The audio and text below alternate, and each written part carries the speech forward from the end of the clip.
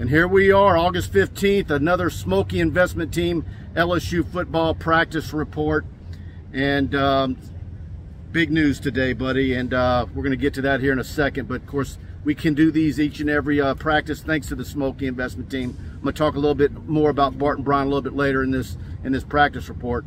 But a hot one this morning. They went in and let us in early this morning, and something breaking news there, buddy. Yeah, no number 15, Myles Brennan, was not with the quarterbacks. Of course, once again, we don't have any definitive news on this. Just to clear up some things, a lot of discussion. Is he going to go? Is he going to transfer? He is a grad transfer, Mike, in year 6. Everybody pulling for Myles, so we don't want to jump the guns. But right now, there is a possibility he could be gone from this LSU football team. Just to verify a couple of tidbits, we talk about positions and depth, and you go from 4 if in fact he could be hurt, he could leave, we don't know for sure. But Mike, if he leaves, that's down to 3. You get an injury, you're down to 2, and the same thing with wide receivers and running backs and corners. And so this is why all of you have to be cognizant of the fact that this year is a rebuilding year. But just to verify, Myles can transfer to a school as long as he gets there before the first day of school at that particular school. Southern Miss and others were some names and schools that were mentioned. We'll give you more on this breaking story, but we wanted to give you a little breakfast. Well, and here's the thing. We're sitting here talking like that, and we might find out something crazy, like he had something with an advisor, an academic advisor. He might have a bad sinus infection. We have no idea right now, but he was not at practice today, which is odd. Usually the calendar's cleared out. So unless he's got an injury or something. And he was at Topgolf last night. They went and took him to Topgolf. He was at Topgolf last night. So we'll wait to see, but 15 was not there. Yeah, bottom line, he wasn't there today. So let's wait and see what officially comes out of LSU. Or if Myles tweets something himself later today, because believe me, we're recording this right now as we've walked out of practice. There's a moratorium on us from tweeting or reporting anything until practice ends. They're still practicing right now. So, for instance, I will upload this video and make it go live as soon as we get word that practice is ended. So, I don't, you know, we're going to get something from LSU, I think, or Myles later today. We're going to get word somehow. Once again, folks, you know, Brian Kelly told us a couple days ago, look, this is a work in progress. Everybody's fighting for position. And once again, man, these battles at corner and in the secondary, Major Burns still running with the ones ahead of Joe Fouché. We know that Mackay and Jared Bernard Converse were your 2 starters in the spring. Now you bring in the grad transfer from McNeese, and of course, Seven Banks from Ohio State. A lot of mixing and matching. I watched the defense today. I'll tell you more about the defense. Some 4-man fronts. Obviously, they'll play multiple defenses, but it is a work in progress, Mike, and I think the LSU fan base has got to once again realize this is a grind. This is a tough part of camp. You got another couple or more, maybe 10 days, and then you'll start to have a depth chart that we can sink our teeth into.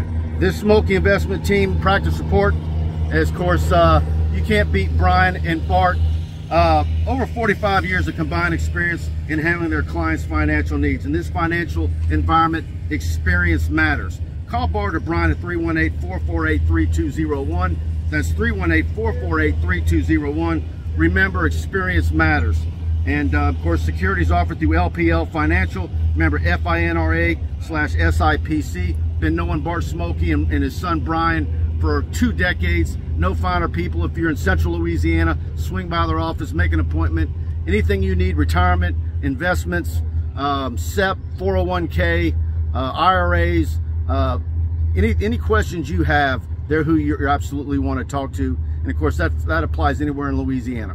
Yeah, good to see the stock market coming back. For all of you out there with your 401ks, it has made a good bit of a recovery. So I know Brian and his brother have done a fantastic job. Look, folks, so we talk about more battles. Garrett Dellinger, is he going to be the answer at center? Charles Turner was getting some reps with him at center. Obviously, it's a fluid situation. We know Will Campbell, Tremont Shorts, Miles Frazier, and I think Anthony Bradford are locked in unless they get hurt or something crazy happens in these two scrimmages. As I said, watching more of the defense. Man, a lot of guys are going to play, not just at corner and safety, but as we know, they're going to play a bunch of linebackers. Mike Jones Jr., Greg Penn III, obviously Micah Baskerville, Wes Weeks. You know that you're looking at number 10 coming in here, and they love what he can possibly do. So there's a lot of depth. I think we can't reiterate enough to you, Mike, they're going to need a schedule, they're going to need a roster, and they're going to have their ducks in a row, because you're going to have a lot of numbers out there come September 4th that you're not acclimated to. So a lot of guys are going to get a chance to play early in the season.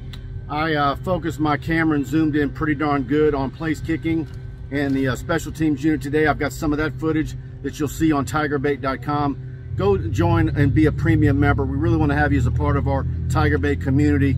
Of course, we were there on Saturday for Colin Jackson. At least 4 or 5 content items on his commitment, full story. Really great interview with Chris Carrier, his safeties coach. Of course, Chris was a former safety at LSU in the 80s. So go check that out at TigerBait.com. You can try us out for $1, and I think you'll really enjoy the site. You're going to get text alerts for breaking news, our newsletters. I've been sending probably right now about 3 or 4 newsletters a week as all the news has been breaking. And of course, we've got another big announcement tomorrow night down in Vacherie at St. James. Kai Preen, the wide receiver, of course, was at Ascension Catholic last year, is going to announce his commitment. I've had a prediction in him since early June for LSU. I'm not changing that. And so he's a big one. Of course, we're waiting to see if he's going to be eligible to play for St. James. We don't know that yet. Speaking of wide receivers, Jack Besh in the back of one of the end zones. He was back. Now, he didn't have the full pads on. He was in the shorts and the shoulder pads, catching balls. They're trying to get him back. I did not see Chris Hilton, as we've talked about on numerous occasions. Loaded lineup with Butte and Neighbors and Brian Thomas Jr. and Jeray Jenkins. And, of course, Kyron Lacey's made some strides over here. So you don't have to worry about wide receivers. But once again, folks, you think you have a lot of depth. We all said that Brian Kelly needed to have the nickname of the juggler to be able to keep these 4 guys and these 4 quarterbacks all invested and on the roster. As we said, we'll give you breaking news. By the time you see this, something may have already broken, and you may know the legitimacy of his absence today. But, Mike, it's why in year 1 you have to realize if Brennan, in fact, does leave, that puts LSU down to 74. And I think, once again, that new change with being able to sign as many as you want this year, as long as you don't exceed 85, going to be very beneficial to the rebuild of LSU football. And we're talking, we're not knowing the full scope, but let's say that he is departing. That all of a sudden elevates Walker Howard to number 3. Yeah. And now he's going to be required to get more reps for the rest of August and getting him ready, because you're a bad performance away from a guy not being the guy, and then him being elevated possibly above somebody is a true freshman. That's why you go to work every day and you never know. Ideally, you want to redshirt him, but you just don't know. And like you said, in a blink of an eye, things can change. Yeah, no doubt about it. And as always, we appreciate all of you viewing and spreading the word about these practice reports. We kind of give you tidbits. We're back into sweat mode today, as we had about 30 minutes of action. Look, it's hot out here. This is the tough part of the camp. I used to ask these coaches, how do you have these scrimmages lined up chronologically and these guys get dead legs? If you notice, Brian Kelly gave them a day off. He's been giving them a day off every now and then. Very meticulous, very smart. The guy's a professional. All of his staff is out there. Look, I heard a bunch of these coaches, come on, you want to be out here? So a little tough waking up on Monday and getting right to it, but that's what they're asking these players to do, and I think it might have taken some of them 15 minutes. But the grind, of course, the scrimmage on Wednesday, another scrimmage on Saturday, and then I guess the final scrimmage next Tuesday afternoon. Absolutely, and then they really start going into high gear, installing and getting ready, game planning for Florida State. Guys, if you really like this practice report, please do us a favor. Hit that like button. Please share it to your social media, your Twitter, your Facebook. We're very much appreciative of y'all hitting the like button. That really helps us with the algorithm and gets the word out there. We'll be back out here on Wednesday talking about it. And of course, what night we going live with TigerBait Live? I don't know yet. Yeah, we're gonna figure it out. But all right, guys, see you guys on the other side, and we're gonna have all the news and what's going on with Myles Brennan on TigerBait.com later in the day.